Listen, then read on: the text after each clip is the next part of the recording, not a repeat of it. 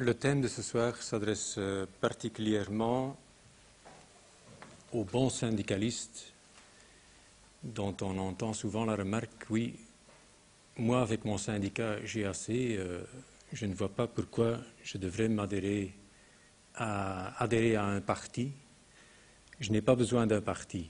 Donc si vous êtes de ceux-là, nous vous invitons à lire attentivement le 5e chapitre de notre livre et nous voulons bien engager un débat là-dessus avec vous.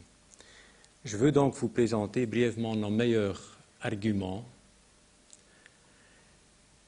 sur ce que font les révolutionnaires dans les syndicats et pourquoi il faut travailler en tant que révolutionnaire dans les syndicats. Donc la conférence se partage en deux parties. Il y a d'abord notre conception sur la relation entre partis et syndicats que je vais exposer.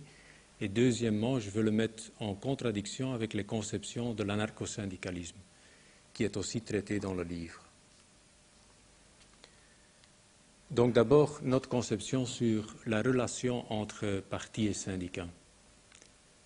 Dans les 4 premiers chapitres du livre, nous avons essayé de démontrer que le marxisme est une théorie vivante et que c'est une théorie qui colle à la réalité d'aujourd'hui. Et donc si on veut comprendre les grandes évolutions de notre temps, c'est-à-dire au niveau économique et social, comme nous l'avons fait dans le livre sur la crise actuelle du capitalisme, sur la nouvelle technologie et les changements dans le mode de production, sur l'internationalisation et la globalisation de l'économie mondiale, sur la composition de la classe ouvrière et des différentes couches sociales. Si on veut vraiment comprendre ces phénomènes à fond, on a tout intérêt à se baser sur le marxisme. Ce n'est donc pas un dogme, comme certains en ont fait dans le passé pour mieux pouvoir le rejeter après, et je pense notamment à tous les grands théoriciens sociodémocrates, comme Van der Velde, De Man et autres. C'est une théorie qui permet de comprendre et d'analyser la réalité d'aujourd'hui.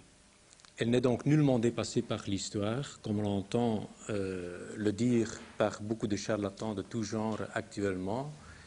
Et si vous voulez des citations, il y a l'embarras du choix. On peut trouver ça chez des gens comme Eltsine, actuellement chef des États-Unis, Fukuyama, dont vous avez déjà entendu parler, le grand philosophe, grand entre guillemets, philosophe américain qui prétendait que nous sommes arrivés à la fin de l'histoire, ou vous pouvez le lire, si vous voulez, chez le pape Jean-Paul II dans sa dernière encyclique, que c'est la fin de l'histoire et la victoire définitive du capitalisme sur le marxisme.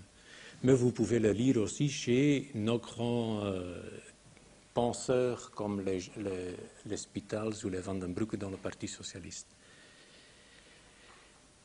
Nous avons donc essayé de démontrer que le marxisme est une théorie vivante. Et deuxièmement, nous avons essayé de démontrer dans les 4 premiers chapitres que le marxisme a un double caractère. Qu'il a un caractère scientifique, mais qu'il a aussi un caractère pratique. Que ce n'est donc nullement uniquement une science pour comprendre la réalité, mais que c'est aussi une arme pour la changer. Et à la fin de chaque chapitre, nous avons essayé de donner nos conceptions sur l'analyse des phénomènes que nous avons décrits, mais aussi nos alternatives et nos mots d'ordre. On entend parfois dire, surtout dans les couches intellectuelles, le marxisme c'est bien pour, il faut l'étudier pour comprendre la réalité, mais pour changer la réalité, c'est tout à fait à côté de la plaque. Pour nous donc, le marxisme sans engagement concret dans la lutte de classe du côté de la classe ouvrière est un non-sens. Et je veux quand même rappeler que c'était comme ça aussi dès le début, que déjà Marx, quand il habitait Bruxelles en 1848, a été chassé, expulsé du pays, non pas parce qu'il avait écrit le manifeste communiste qu'il a écrit ici à Bruxelles, personne ne se rappelle de ça, mais il a été expulsé non pas parce qu'il écrit le manifeste communiste qui était certainement l'œuvre la plus explosive qui avait jamais été écrite, mais pour avoir organisé des assemblées, des réunions avec des ouvriers, avec des intellectuels progressistes, révolutionnaires. Et donc parce qu'il avait participé à des luttes. Ça, c'est donc les deux grands messages, à notre avis, de la première partie du livre, les 4 chapitres sur l'analyse de la réalité actuelle. Alors, venons-en au message du 5e chapitre dont nous discutons aujourd'hui. C'est que pour acquérir la science marxiste et pour l'appliquer d'une manière conséquente et concrète, il faut le faire à l'intérieur et au sein d'un parti révolutionnaire, et pas en dehors. Alors, aux syndicalistes qui se demandent pourquoi adhérer à un parti politique, nous disons 2 choses. Premièrement, le parti et le syndicat sont 2 formes d'organisation différentes. Le syndicat, c'est une organisation de masse. C'est une organisation qui est créée pour se battre collectivement contre le capitalisme, contre la situation d'exploitation, pour améliorer la situation des ouvriers. Et donc le syndicat a comme tâche fondamentale d'unifier la classe ouvrière, les travailleurs qui s'opposent dans leur lutte contre le capital. C'est une organisation de masse. Elle sert à rassembler l'ensemble de la classe ouvrière pour le combat. Un parti est une organisation d'avant-garde. Donc un parti, n'importe quel parti d'ailleurs, représente toujours les intérêts des classes précises, de certaines classes. Et un parti a donc, de ce fait, une opinion, une position sur l'ensemble des phénomènes qui se passent dans la société, sur l'ensemble des événements dans la société, dans le monde. La bourgeoisie, elle a sa vision du monde, elle a sa conception du monde, elle représente tous ces faits dans un ensemble, dans une cohérence qui exprime ses intérêts de classe. Quand elle parle du tiers-monde, elle place ça dans sa conception de développement comme elle la conçoit. C'est-à-dire, elle ne parle pas d'oppression du tiers-monde, elle parle du développement du tiers-monde et que c'est par le capitalisme, par la présence des multinationales que le tiers-monde va se développer. Quand elle parle de l'immigration, elle analyse le pour et le contre. Et elle voit que l'immigration permet à un certain degré de disposer de forces de main-d'œuvre bon marché. Deuxièmement, qu'elle peut, de par l'immigration et le racisme, diviser la classe ouvrière. Troisièmement, que l'immigration peut apporter un certain soulagement pour sa politique et pour son avenir démographique. Mais elle voit aussi le danger que ça coûte, qu'elle ne peut pas se permettre d'en avoir trop, et donc qu'elle a un certain intérêt à fermer les frontières, surtout quand il s'agit des immigrés du tiers-monde. Donc la bourgeoisie a une conception globale de la société et elle analyse selon ses intérêts de classe. Alors c'est dans ce sens que nous disons qu'il faut un parti de la classe ouvrière qui part des intérêts de la classe ouvrière et qui a une vision globale de la société, qui a une conception globale de tous les phénomènes du tiers-monde, de la classe ouvrière, de l'économie, de la philosophie, etc. Et pour chaque parti, l'intérêt suprême, c'est la question, c'est la question de la stratégie, c'est la question du pouvoir. Donc la bourgeoisie défend son pouvoir, la classe ouvrière se bat pour le pouvoir dans les mêmes termes, mais dans un sens opposé. Alors, dans notre conception, pour acquérir et pour maintenir la classe ouvrière au pouvoir, la question clé, c'est l'existence d'un parti communiste fort, implanté parmi les masses, qui dirige les masses vers le pouvoir et pour le maintien du pouvoir.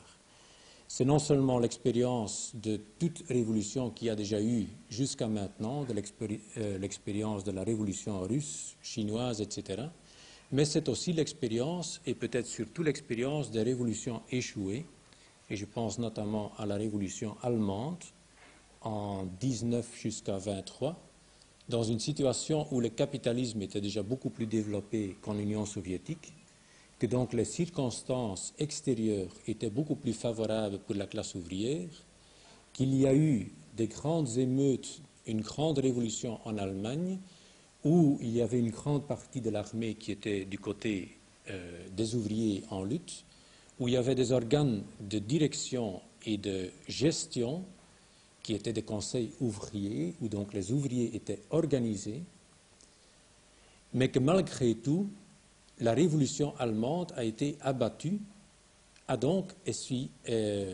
subi un échec. Et à notre avis, la question clé dans cette affaire-là, c'est la faiblesse ou la presque absence d'un parti révolutionnaire fort.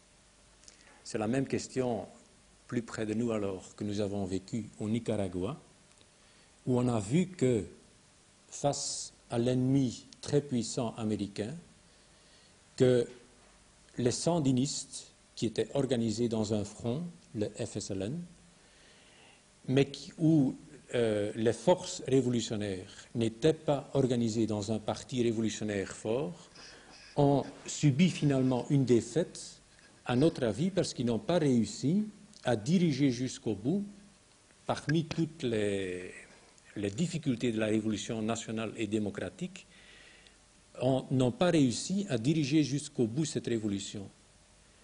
Et donc n'ont pas su élaborer et diriger un passage où ils tiennent le milieu entre développer toutes les forces qui sont passibles de résister à l'impérialisme américain et d'autre part être suffisamment conséquent et directif pour ne pas laisser réorganiser la bourgeoisie de l'intérieur. Troisièmement, c'est aussi l'expérience de la chute finale des régimes de l'Est. Donc nous sommes convaincus que s'il y a eu contre-révolution de velours à l'Est, que la question décisive et la question clé, c'est la dégénérescence des partis de l'intérieur. Et dans le livre de Ludo Martens, il décrit comment il y a eu deux ruptures fondamentales dans la dégénérescence du Parti révolutionnaire, du Parti communiste en Union soviétique. C'est l'arrivée de Khrouchtchev avec toutes les thèses pacifistes et de paix de classe qu'il a développées. Et deuxièmement, l'arrivée de Gorbatchev avec les thèses qui ont sonné le glas définitif du régime soviétique. Ça, c'est la première thèse qu'on dit aux syndicalistes qui se demandent pourquoi adhérer à un parti politique. Donc, il faut faire la différence entre un parti et un syndicat. Et un parti a un rôle propre, qui n'est pas le rôle d'une organisation de masse, mais d'un parti d'avant-garde et de diriger l'ensemble de la stratégie révolutionnaire. Deuxièmement, il en suit que ce n'est pas seulement des choses différentes, des organisations différentes, mais qu'à notre avis, le parti est supérieur au syndicat. Et que, par conséquent, pour un syndicaliste combatif, son travail syndical sera différent s'il est organisé, dirigé dans un parti révolutionnaire ou pas. C'est dans ce sens que nous avons fait une distinction dans le livre entre le chapitre 5 et 6. Le chapitre 5 parle du travail révolutionnaire, de syndicalistes révolutionnaires. Le chapitre 6 parle surtout de syndicalisme de classe ou de syndicalisme de combat. Parce qu'à beaucoup d'égards, même si on est très combatif, on n'a pas nécessairement les mêmes conceptions sur tous les phénomènes de société. Et je pense notamment à l'attitude par rapport à l'appareil d'État. Il est différent, la manière dont conçoivent les révolutionnaires l'appareil d'État bourgeois que de beaucoup de syndicalistes de combat. Et donc, on peut être très combatif jusqu'à un certain niveau, mais être confronté à un certain moment avec des problèmes et que la situation qu'on perd les pédales ou que la situation dépasse certains syndicalistes parce qu'on n'a pas une vision révolutionnaire de l'ensemble du monde. On a beaucoup d'exemples concrets, je pense notamment à un des exemples les plus évidents, c'était le syndicalisme très combatif et très dur de la CSC du Brabant wallon, il y a au milieu des années 70, qui ont développé des thèses qui étaient très radicales, qui allaient jusqu'à combattre l'État capitaliste, etc., mais qui n'avaient pas une conception globale révolutionnaire jusqu'à, comme Marx le dit, la dictature du prolétariat comme aboutissement final de la lutte de classe. Et on a vu qu'à certains moments, ces syndicalistes qui ont mené des combats très durs, qui ont mené des occupations d'usines, que ces syndicalistes, et notamment leur porte-parole Raymond Coumont, a développé des thèses qu'on n'attendait pas du tout de lui. C'était au début de la crise qu'il a avancé la thèse qu'il fallait, pour renforcer la solidarité et l'unité de la classe ouvrière, appliquer une politique de division du travail avec perte salariale. Donc c'est très étonnant, mais c'est comme ça. Donc un syndicaliste très combatif qui, dans une conception qui, d'un coup, saute dans une stratégie, une perspective que la bourgeoisie a appréhendée après et a repris dans ses plans gouvernementaux. Donc la diminution du temps de travail avec perte salariale. On pourrait donner d'autres exemples. Dans ce sens, nous sommes tout à fait d'accord avec Jan Kapp quand il décrit dans son livre « Au nom de ma classe » que le passage de syndicalisme combatif vers le syndicalisme révolutionnaire, que c'est un pas qualitatif.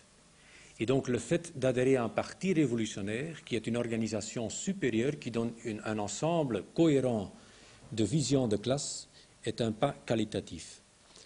Certainement, ce n'est pas les propos qui sont à la mode et je pense, si on développe ce discours, qu'il ne faut pas se laisser intimider par les discours adverses qui sont les discours réformistes. Et j'en cite deux. On parle beaucoup actuellement de la fin du parti léniniste. On dit, avec les systèmes communistes qui ont chuté à l'Est, c'est la fin du parti léniniste. Ça fait partie, à notre avis, de la campagne anticommuniste mondiale et ça va très loin. Hier, j'ai encore vu au journal télévisé à la télé. Vous savez certainement qu'il y a actuellement une discussion, par exemple, dans le Parlement européen pour interdire la publicité pour les produits de tabac, donc pour interdire publicité pour les cigares, etc. Alors, les producteurs de tabac ont fait une campagne géante auprès des parlementaires européens pour ne pas interdire, pour ne pas voter pour cette interdiction. Et il y avait un parlementaire très fâché qui montrait un tract des patrons du tabac dans lequel il était écrit que le Parlement européen, c'était le dernier bastion du léninisme. Donc, injure suprême, on s'imagine l'indignation des pauvres parlementaires. C'est un peu dans l'air du temps, mais nous avons vu durant la campagne électorale que plus qu'on crie la fin du léninisme et des partis léninistes, que d'autre part, ils poussent les gens qui veulent résister à prêter oreille à ce parti léniniste qui est le seul pour l'instant à maintenir le cap contre toute la campagne et contre toute la démagogie anticommuniste que nous connaissons les derniers temps. Un deuxième argument qu'on entend quand on dit qu'il faut s'organiser dans un parti et travailler en tant que révolutionnaire dans le syndicat, c'est qu'on nous dit « oui, mais vous abusez du syndicat. Vous êtes dans un parti et vous abusez du syndicat en venant défendre vos positions, votre politique de chapelle, comme on dit ça, dans une organisation de masse qui n'est pas la vôtre. » Bon, quand on entend cet argument-là, ou bien on croit à de la naïveté des gens qui sont en face, ou bien de l'extrême hypocrisie, parce que nous avons vu récemment toutes les révélations qu'il y a eu autour du complot de Poupan, Là, on voit qu'il ne s'agit pas seulement de corruption idéologique que la bourgeoisie fait dans le syndicat, mais que c'est vraiment des complots et de la manipulation extrême. Et nous avons vu, avec la note Wathelet qui vient d'être publiée récemment comme programme de formation de gouvernement, qu'il y a un passage extrêmement intéressant où Wathelet défend que la concertation avec les dirigeants syndicaux devrait avoir ses droits et ses devoirs. Qu'est-ce que ça veut dire? Qu'on n'a pas seulement le droit de faire de la concertation, mais que la concertation, une fois qu'on est entendu, a aussi ses devoirs. Et il explique que la concertation et les dirigeants syndicaux, donc, doivent fournir la garantie d'une issue positive. C'est à peine voiler la menace qu'il y a que les dirigeants syndicaux devraient fournir la garantie qu'ils vont combattre toute grève ou toute issue négative, c'est-à-dire toute opposition à l'intérieur de leur organisation une fois qu'ils ont été consultés. Qu'est-ce que ça veut dire? Qu'on est à ce point-là que la bourgeoisie non seulement fait des complots comme à Poupan, mais veut le faire inscrire officiellement dans la concertation que les dirigeants syndicaux doivent, dans leur syndicat, obliger leur base à suivre.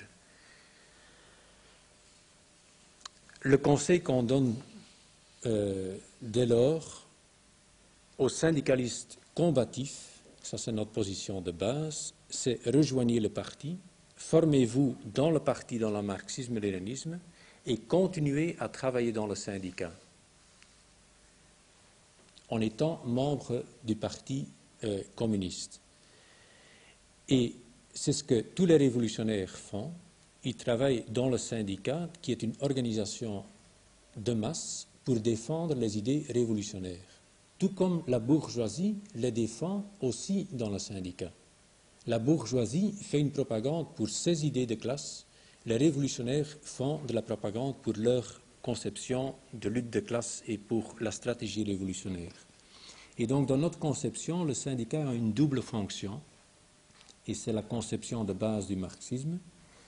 Le syndicat a comme tâche fondamentale d'unifier la classe ouvrière pour se battre contre le capitalisme, mais il a aussi comme tâche de préparer, de conscientiser la classe ouvrière pour pas uniquement se battre pour améliorer les conditions d'exploitation, mais pour finalement abolir l'exploitation même.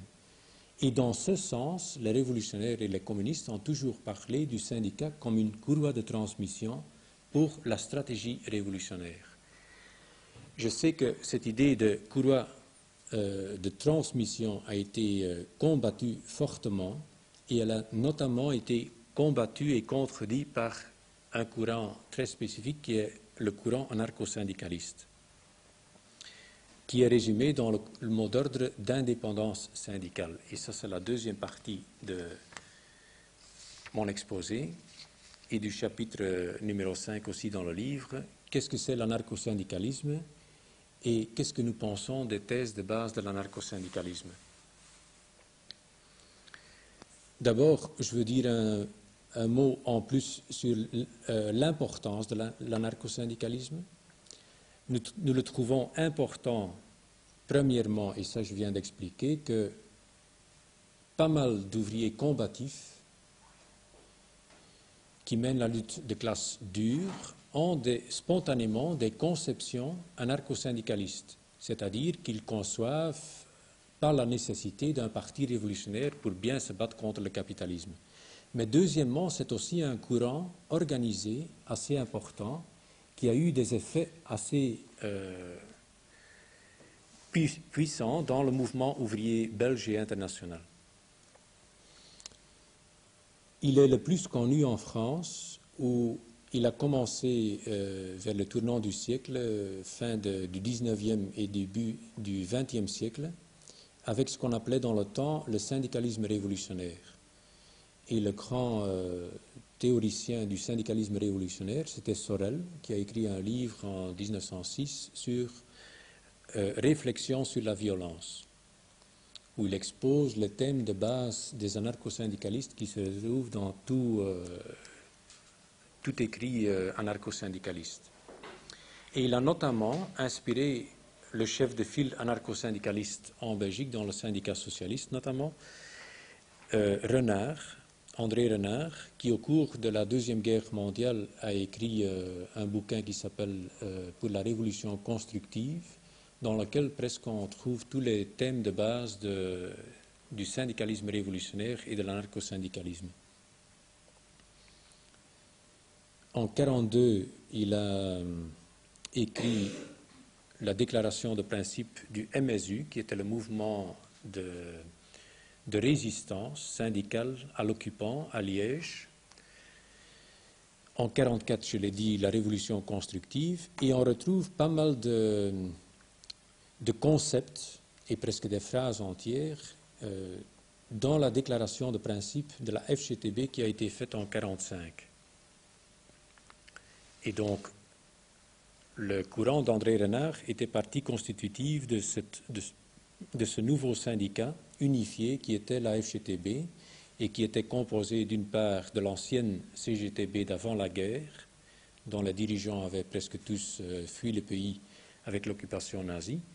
Deuxièmement, du mouvement de Renard, le MSU, qui était un syndicat qui s'est organisé durant la résistance, notamment à Liège. Troisièmement, des comités de lutte syndicale qui étaient les syndicats inspirés par les communistes en Belgique, qui étaient assez forts. Et quatrièmement, d'un syndicat de résistance dans le service public, dans lequel il y avait le jeune de Bune. Nous disons donc que la thèse clé de l'anarcho-syndicalisme, c'est l'indépendance syndicale.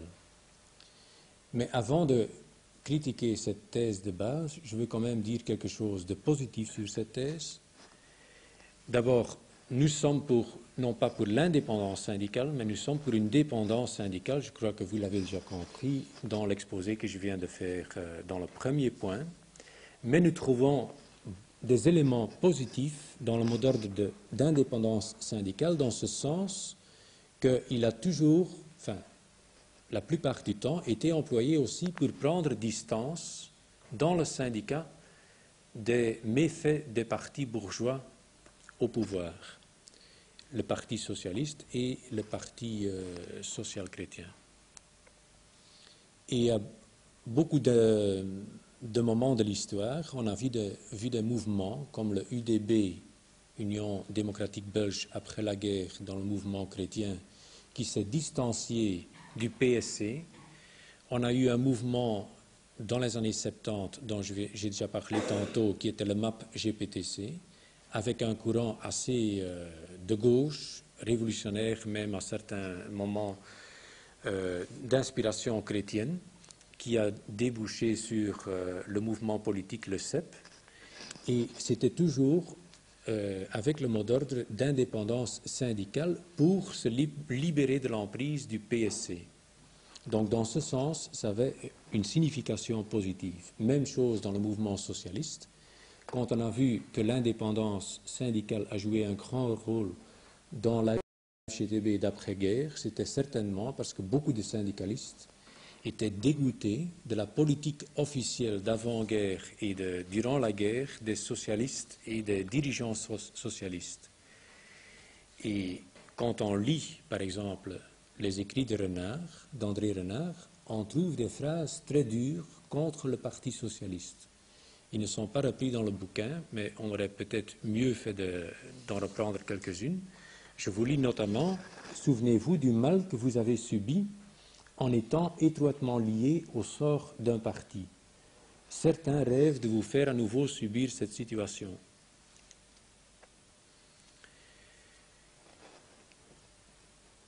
Ni nous, ni les travailleurs, une autre citation, ne sont responsables de ce que l'on ait perdu la foi dans le syndicalisme politique. Ni eux, ni nous ne voulons plus être victimes de l'opportunisme politique et de faire les frais de toutes les compromissions.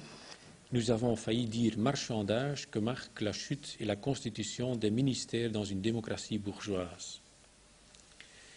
Et c'est très normal quand on a vu le trajectoire qu'a suivi le Parti socialiste avant la guerre et surtout dès l'occupation nazie avec la dissolution par son président Henri Demann du Parti socialiste et qu'il considérait l'occupation nazie comme une délivrance et comme l'aboutissement d'un processus révolutionnaire et une libération pour la classe ouvrière, on comprend bien que la base socialiste, les syndicalistes, en ont marre de cette sorte de politique et de partis politiques.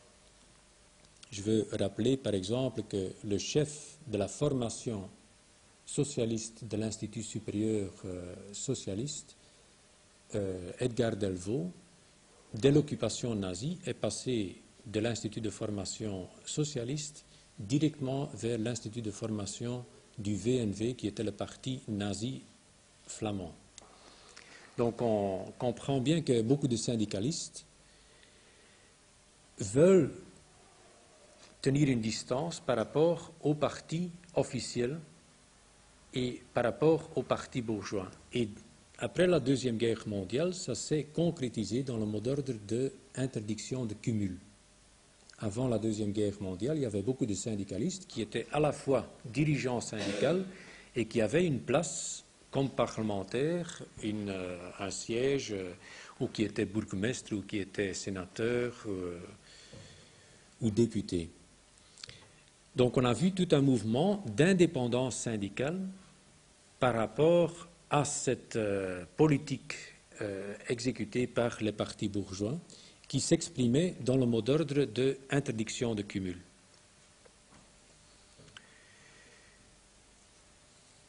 Donc nous approuvons cette volonté de prendre distance par rapport à la politique bourgeoise. Mais si nous critiquons les thèses anarcho-syndicalistes, c'est parce que nous croyons que c'est un ensemble de thèses qui se tient, que c'est une doctrine qu'il faut juger comme un ensemble. Il faut donc voir sa logique interne, il faut voir son aboutissement pour pouvoir faire une analyse de classe, à qui elle sert, quels intérêts qu'elle sert. Et là qu'on pense qu'elle sert les intérêts de la bourgeoisie et que c'est une doctrine petite bourgeoise. Et je veux l'exprimer en critiquant les thèses de base de l'anarcho-syndicalisme, qui sont au nombre de 6 et qui se retrouvent aussi dans le livre. Première thèse de base, c'est la thèse de la doctrine autonome.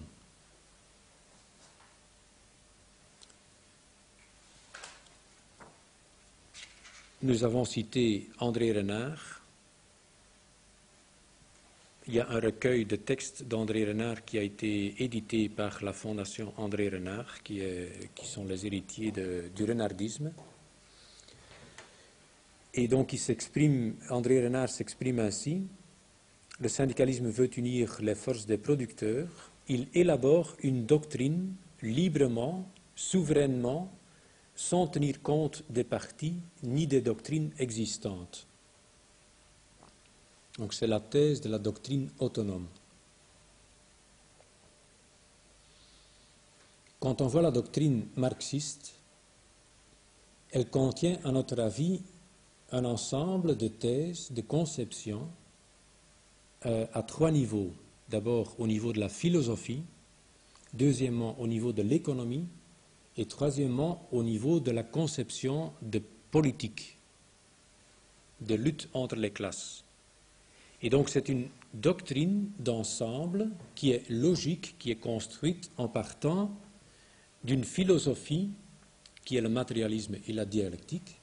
Matérialisme et dialectique, ça veut dire donc qui part de la réalité matérielle et qui conçoit le monde comme ayant comme base la matière. La matière qui s'exprime dans la société dans les termes de production de matière. Et donc la matière détermine la pensée. Dialectique, elle est en mouvement, elle est en changement, et le changement est fait par des contradictions de phénomènes, et dans la société, c'est les contradictions de classe. Ça mène, comme philosophie de base, au concept du matérialisme historique.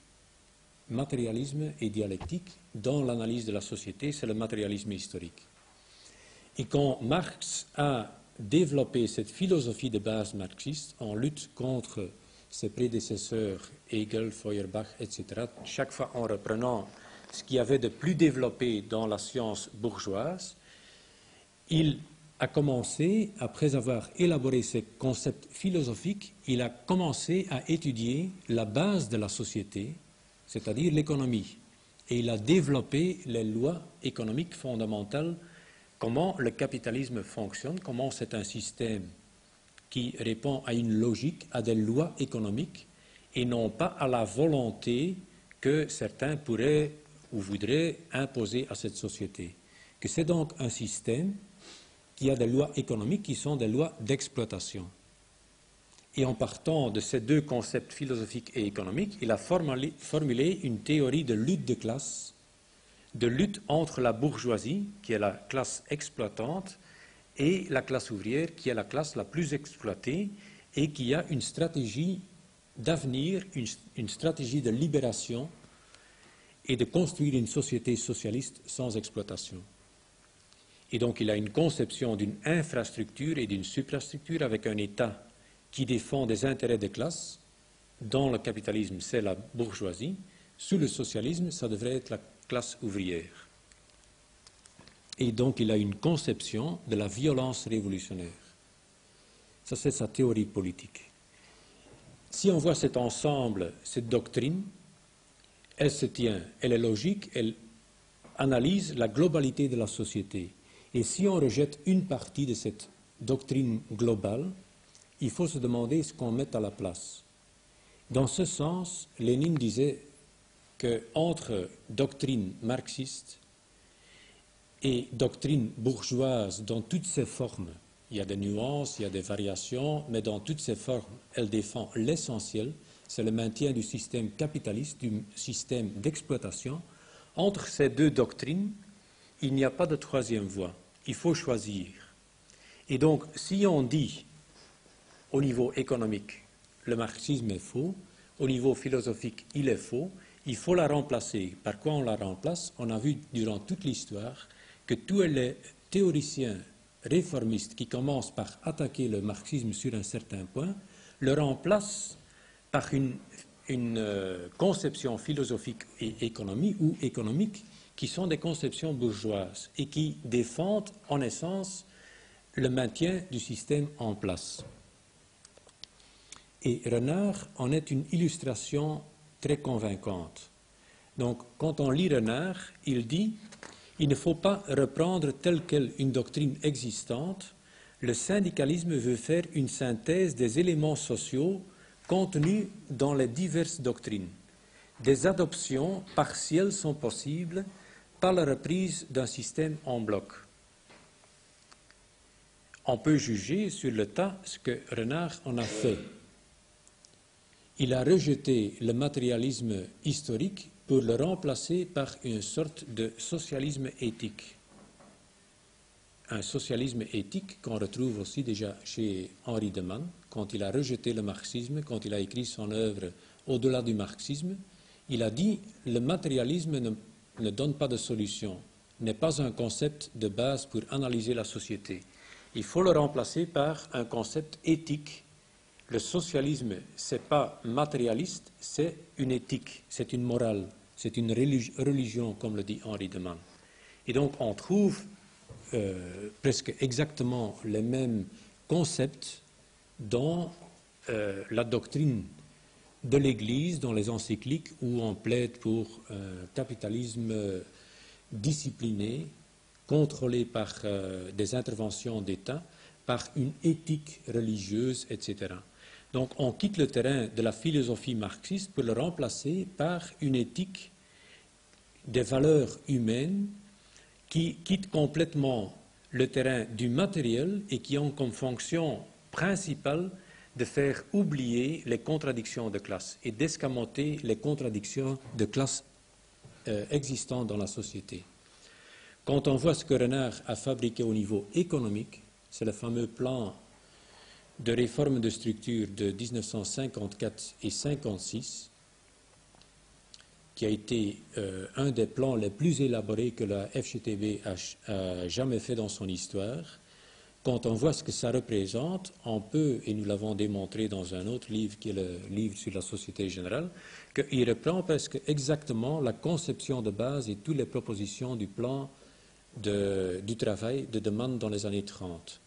Le plan de Mann, qui était un plan pour dynamiser le capitalisme, qui était un plan donc avec comme concept de base renforcer le capitalisme en faisant une intervention de la part de l'État. Et donc on voit par quoi des gens comme Renard, qui se disent être opposés à reprendre une doctrine dans son entièreté et qui vont composer une nouvelle doctrine avec des briques et des braques de partout, on voit où ils vont chercher leur alternative. La conception sur la démocratie d'ailleurs de Renard est très intéressante. Il l'a écrit dans l'introduction de son œuvre de 56, dans le congrès de 56, et là il reprend du début à la fin, donc complètement. Il fait référence à la déclaration de Gettysburg, qui était la déclaration bourgeoise de la République américaine en naissante, qui était la déclaration de Lincoln qui disait que l'État démocratique, c'était un État du peuple, pour le peuple et par le peuple. Donc c'est le modèle de démocratie qui est le modèle de la démocratie bourgeoise dans son expression la plus libérale, que Renard reprend à son compte. Au niveau économique, capitalisme dynamique, au niveau politique, démocratie bourgeoise, et au niveau philosophique, socialisme éthique. Ça, c'est la doctrine autonome, indépendante que Renard a fabriquée. Elle revient à ça. Deuxième thèse, c'est que la lutte économique radicale et dure est la lutte la plus importante. C'est l'éloge de la lutte économique radicale et dure qui doit déboucher dans tous les écrits anarcho-syndicalistes. C'est un thème de base, c'est la grève générale. Dans notre conception, la grève générale n'est pas l'ultime moyen de lutte de la classe ouvrière.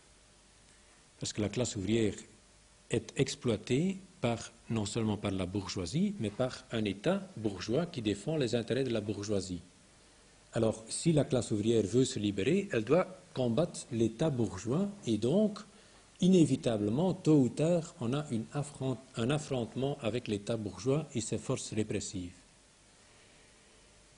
Une grève générale n'est pas une solution définitive pour la prise de pouvoir. Une grève générale est une forme de lutte qui est assez dure, comme les grèves de 5 ans, de 60, mais qui reste à l'intérieur des rapports de force bourgeoises.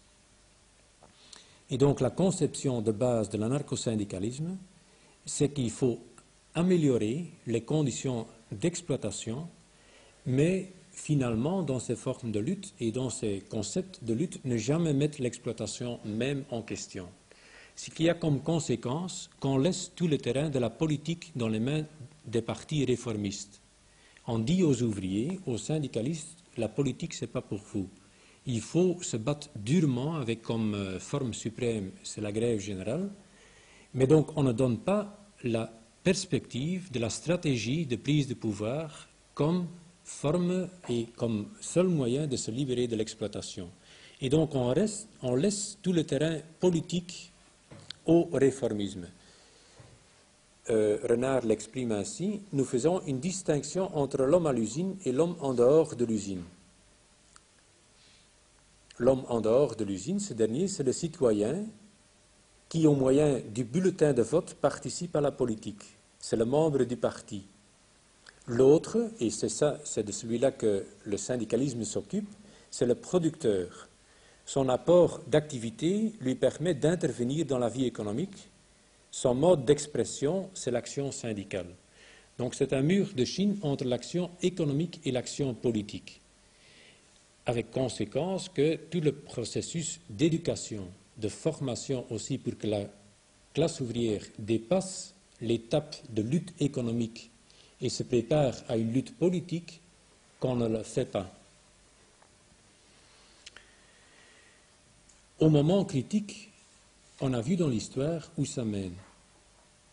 Parce que la bourgeoisie sait très bien que quand la classe ouvrière lutte, quand elle lutte durement, qu'elle peut essayer de de l'arrêter en faisant des concessions sociales. Elle l'a fait notamment après la Deuxième Guerre mondiale, quand elle craignait une révolution socialiste en Belgique, parce que les forces révolutionnaires étaient armées, etc., qui avaient, on a vu dans beaucoup de pays de l'Est, des révolutions, donc elle craignait aussi que ce serait la même chose en Belgique. Et elle a monnayé la paix sociale en faisant une concession au niveau de la sécurité sociale. Et donc toute la discussion était entre la direction syndicale et la bourgeoisie, comment préparer l'ordre social d'après-guerre en faisant certaines concessions. Et on a vu qu'à ce moment-là, l'anarcho-syndicalisme a marché complètement dans ce concept de paix sociale payée par certaines concessions à la classe ouvrière, qu'elle n'a pas du tout une stratégie révolutionnaire pour dépasser le niveau de lutte économique pour l'amélioration de la situation. Et donc finalement, nous pensons que ça joue le jeu de la droite dans le syndicat. Quand on voit tous les syndicats réactionnaires, partout dans le monde et à chaque époque de l'histoire du capitalisme, le mot d'ordre a toujours été pas de politique. Que ce soit les syndicats qui ont été fabriqués par la CIA après la Deuxième Guerre mondiale et durant la Deuxième Guerre mondiale en France, force ouvrière, ou dans les pays d'Amérique latine, ou en Italie, toujours il existe des écrits là-dessus. Nous avons édité dans le temps un livre qui s'appelle L'argent du CVP, dans lequel on décrit comment Auguste Cole a fait des voyages partout dans le monde sous le mot d'ordre de pas de syndicats politiques contre le communisme pour combattre les gens qui se battent pour le socialisme. Ça a été le mot d'ordre de Solidarność en Pologne contre la politique au début. Après, on a vu ce que ça voulait dire dans la pratique, qu'ils ont appliqué la politique bourgeoise. Donc, nous pensons que la lutte économique radicale et dure, limitée jusqu'à la lutte radicale économique, que c'est un mot d'ordre qui dévie la classe ouvrière de son but final, qui est abattre l'exploitation capitaliste lui-même. Troisième thèse, et c'est une thèse qui est liée à la deuxième, c'est la thèse qui revient toujours dans les écrits anarcho-syndicalistes, c'est la thèse que la conscience de classe émane de la lutte économique et provient automatiquement de la lutte économique. Donc il suffit de faire la lutte économique dure et automatiquement les gens, les ouvriers, les syndicalistes vont se réaliser qu'il faut le socialisme, il faut conscience de classe. Renard l'exprime de cette façon-ci. Il n'y a pas deux moyens de souffrir, ni deux manières d'être exploité. Cette communauté d'intérêts crée aussi l'unité de vue. La souffrance endurée ensemble fait voir la libération d'un même regard. S'il y a plusieurs manières de concevoir le monde, il n'y en a qu'une qui permet de vivre plus dignement, c'est de faire disparaître l'exploitation dont nous sommes l'objet. Donc il ne faut pas penser que Renard ne parle pas de faire disparaître l'exploitation, mais donc cette conscience de classe émane de la lutte économique. Il n'est pas une éducation politique qu'il faut faire à l'intérieur du syndicat parce qu'il est contre la politique dans le syndicat. Nous y opposons les thèses de base du marxisme qui sont résumées dans Que faire, que dans le bouquin de Lénine, que la conscience de classe de la classe ouvrière n'émane pas spontanément de la lutte économique. Et donc Lénine explique que pour avoir une conscience réelle de classe, qu'il faut différents éléments, qu'il faut que la classe ouvrière comprenne qu'il ne s'agit pas des abus de système ou des réformes à faire, mais que c'est une logique qu'il faut comprendre le système comme un ensemble, avec ses lois économiques, et qu'il ne s'agit pas de mauvaise volonté patronale ou de mauvaise gestion patronale, qu'il s'agit que l'exploitation est une loi du système lui-même. Deuxièmement, dit Lénine, il faut se positionner par rapport à l'ensemble des classes dans la société. Et donc la classe ouvrière doit comprendre non seulement qu'elle est exploitée, mais pouvoir se positionner par rapport à la bourgeoisie comme classe exploiteuse et par rapport aux autres classes intermédiaires. Si nous voyons ça aujourd'hui, ça veut dire pratiquement aussi qu'il faut pouvoir se positionner par rapport à l'ensemble de l'exploitation dans le monde. Et donc il ne sert à rien de se battre très durement ici et de ne pas concevoir ce combat comme faisant partie d'une lutte de classe internationale contre l'impérialisme, contre ce système d'exploitation dans son ensemble. Sinon, on peut arriver à la situation que les gens qui se battent durement ici le font et le conçoivent aussi aux dépenses d'autres ouvriers et se battent contre d'autres ouvriers dans les mêmes groupes ou dans d'autres pays ou dans le tiers-monde. Et donc ne conçoivent pas ce combat comme un ensemble. Ce n'est pas de la conscience de classe, explique Lénine. Et troisièmement, il faut que les ouvriers comprennent qu'ils ne sont pas seulement en face d'une classe capitaliste, mais aussi en face d'un État bourgeois qui est dirigé par des partis bourgeois. Les deux thèses, les thèses 2 et 3, sont similaires. C'est pour ça que je ne m'étends pas beaucoup là-dessus. La quatrième thèse, qui découle logiquement des thèses de base des trois premières thèses, l'anarcho-syndicalisme prétend toujours que le syndicat, c'est la forme suprême d'organisation et que le syndicat est le moteur de la révolution constructive. Ceux qui connaissent la déclaration de principe de la FGTB de 1945 se rappellent que dans la déclaration de principe, il est dit « Ses origines, son caractère et la permanence de son idéal le désignent pour être l'élément moteur principal de cette révolution constructive ». C'est une phrase qui provient directement des écrits de Renard et qui exprime très bien le concept que le syndicat, c'est l'élément moteur principal. Et donc que les partis peuvent apporter leur soutien au combat syndical. Le mouvement syndical, il est dit dans la déclaration de principe de 1945, acceptera le concours du ou des partis qui joindront leur action à la sienne pour la réalisation de ces objectifs. C'est tout à fait dans le concept renardiste. À notre avis, l'organisation et l'idée qu'on a d'une organisation est déterminée par son but. Et donc, si on dit que le but principal de la classe ouvrière, c'est la lutte économique, c'est normal qu'on dit que le syndicat, c'est l'organisation suprême. Par contre, si on a comme but de prendre le pouvoir, de chasser la bourgeoisie, de construire un État socialiste, le but, l'organisation suprême, c'est certainement pas le syndicat, mais c'est un parti qui peut diriger l'ensemble de sa lutte et qui a une vision globale et une doctrine globale sur cette société. Pour étoffer ses écrits, Renard donne l'exemple de la lutte pour le suffrage universel. Le suffrage universel, il dit, voyez le suffrage universel, la classe ouvrière s'est battue pour le suffrage universel. Et qui est-ce qui a apporté le plus de poids dans cette lutte? C'est le syndicat. Une preuve que le syndicat, c'est le moteur de l'histoire, c'est la forme suprême d'organisation. Bon, c'est un exemple très bien choisi, mais qui prouve exactement l'inverse. Parce que la classe ouvrière s'est battue en Belgique pour le suffrage universel à la fin du dernier siècle, au début du XXe siècle. Elle a fait 3 grèves générales pour le suffrage universel en 1894, en 1903 et en 1902 et en 1913. Elle s'est donc battue très durement pour arracher le suffrage universel, mais elle l'a fait sous la direction politique d'un parti réformiste. Et donc, dans l'optique du syndicat en Belgique, le suffrage universel était un moyen d'arracher des concessions sociales, de faire une législation sociale qui permettrait d'avancer dans les conditions de vie de la classe ouvrière. Par contre, pour le POB, le parti qui dirigeait cette lutte pour le suffrage universel, c'était un moyen d'éviter la révolution sociale. Et on peut le lire dans les écrits de Bertrand ou de Van der Velde que le concept de base de la lutte pour le suffrage universel était dicté et était imposé par le parti réformiste.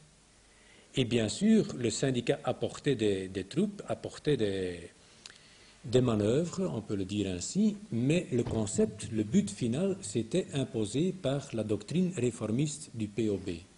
Ça prouve donc que si on suit un parti réformiste, que c'est dans le concept stratégique d'un parti réformiste et qu'il faut plutôt suivre les objectifs, la stratégie d'un parti révolutionnaire. Cinquième thèse qui en découle, c'est que dans tous les cas, le syndicat ne peut pas être dépendant d'un parti politique et ne peut pas permettre de politique dans le syndicat. Il faut se préserver d'influences extérieures. Mais ça veut aussi dire, Renard dit, vouloir faire jouer un rôle politique au syndicat, c'est asservir la classe ouvrière. Dans notre conception, dans le syndicat, on doit faire un travail de lutte de classe pour améliorer la situation de la classe ouvrière, mais on doit aussi éduquer la classe ouvrière dans le sens qu'elle prenne position, selon ses intérêts de classe, sur toutes les questions politiques. Et donc, il faut lancer des débats politiques dans le syndicat. Le débat sur l'immigration, actuellement, c'est un débat politique. Les débats lors de la guerre du Golfe, c'était des débats politiques. Il faut les mener pour que la classe ouvrière développe une conception d'ensemble de la société et prenne conscience de ses intérêts suprêmes. Et je l'ai déjà dit, tous les syndicats réactionnaires, tous les syndicats de droite, que ce soit Solidarnosc, Force ouvrière ou les syndicats qui se sont développés durant la contre-révolution de l'Est ces derniers temps, ont comme mot d'ordre contre la politique politiquement neutre. Et donc on donne l'illusion qu'on peut se fermer par rapport à l'idéologie, à toute influence extérieure. Dans le concept de l'anarcho-syndicalisme, on donne même l'illusion qu'on peut se fermer par rapport à l'idéologie bourgeoise. C'est sous-estimer gravement le poids de la bourgeoisie sur tous les médias, le poids de la bourgeoisie sur les directions syndicales, par rapport auxquelles ils développent leurs moyens de corruption idéologique et aussi matérielle, et c'est développer la tendance spontanée qui est certainement présente dans les syndicats aussi, de monnayer les luttes en arrachant certaines concessions pour les faire dévier de leur but final. Dernière thèse, et je pense qu'on reste dans le temps, la dernière thèse, c'est que lancer les débats politiques dans le syndicat, ça rend l'unité et que la politique divise. On entend ça souvent, il ne faut pas discuter des thèses politiques ou de l'immigration, il ne faut pas trop secouer les syndicats avec des thèmes pareils parce que ça divise et que ça diminue la force de frappe du syndicalisme. Mais la question est, si on ne fait pas une unité sur des positions de la classe ouvrière, qui sont des intérêts de classe des ouvriers, sur quoi fait-on l'unité? À notre avis, s'il n'y a pas une unité après discussion où on confronte les idées révolutionnaires, progressistes, avec les idées de la bourgeoisie, on fait inévitablement unité sur beaucoup de questions, sur des positions bourgeoises. D'ailleurs, nous pensons, et là-dessus nous sommes d'accord avec un ancien dirigeant de la FGTB, Georges Debune, qui disait toujours que tout est politique dans notre société. Et le temps qu'on pouvait séparer économique et politique, c'est tout à fait dépassé. Quand on discute par exemple de l'Europe, c'est à la fois sur la politique actuelle que sur l'économique qu'on discute. Et troisièmement, le point de vue qu'on adopte dans ces thèmes politiques influence, à notre avis, fortement le point de vue qu'on prend dans les questions économiques et dans la lutte de tous les jours, aussi bien dans la conception de base que dans les moyens d'action. Et les moyens d'action, on sera d'autant plus résolu dans la lutte pour des augmentations salariales, pour la diminution du temps de travail, contre la flexibilité, qu'on a une vision d'ensemble sur les intérêts de la classe ouvrière.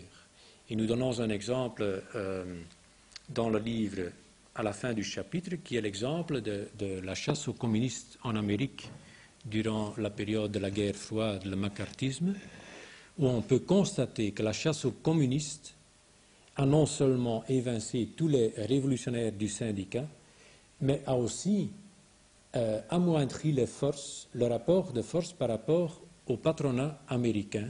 Donc les syndicats dans la lutte quotidienne ont été décapités et que les forces les plus résolues, qui étaient les communistes parce qu'ils avaient une conception d'ensemble, influençaient fortement la force de frappe du syndicat, aussi au niveau économique. Ça, c'est les 6 thèses de base de l'anarcho-syndicalisme auxquelles nous opposons notre conception que j'ai développée dans le premier point. Merci. Bien, je vous propose 10 minutes de pause et ensuite